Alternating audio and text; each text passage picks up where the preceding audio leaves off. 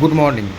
আজকে সকাল সকাল একটা ফোন চলে এলো, নোকিয়া কিপ্যাড ফোন, যেটা প্রবলেম হচ্ছে চার্জের পিনের অবস্থাটা দেখে নাও, একদম ভেঙে গেছে। এটাকে আমি চেঞ্জ করব, কীভাবে চেঞ্জ করব সেটা তোমাদের সামনে তুলে ধরবো, আমার সাথে তোমরা থেকো।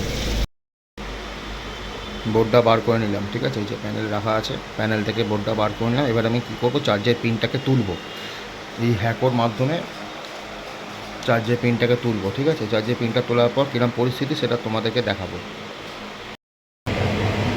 দেখো, জায়গাটা সম্পূর্ণভাবে পরিষ্কার করে নিয়েছি, ঠিক আছে, একদম পরিষ্কার করে নিয়েছি। একটা প্রিন্টিং দরকার নেই আমার, ওটা বাদ দিয়ে আমি বাকিগুলো লাগিয়ে দেবো। লাগিয়ে দিলে চার্জটা হয়ে যাবে। সেটা কী করে হচ্ছে সেটা দেখার জন্য ভিডিওটা কন্টিনিউ করো, ঠিক আছে। দেখতেই পাচ্ছ আমি তাহলে কী করলাম, চার্জের পিনটা কিন্তু বসিয়ে নিলাম, ঠিক আছে। এই দেখো, চার্জের পিনটা আমি কিন্তু প্রপার বসিয়ে নিয়েছি। আর এই পাশ থেকে ব্যাটারিটা একটুখানি চার্জ করে নিচ্ছি, কারণ ব্যাটারিটাতে একদম চার্জ নেই। তো আমি চার্জ করে নেওয়ার পর এখানে আমি ব্যাটারিটা লাগিয়ে আর চার্জারটা লাগিয়ে আমি চেক করে দেখব যে চার্জিংটা প্রপার হয়েছে কি না। প্রপার হয়ে গেলে তারপর এটা ফিটিং করে কাস্টমারকে আমি ডেলিভারি দিয়ে দেবো।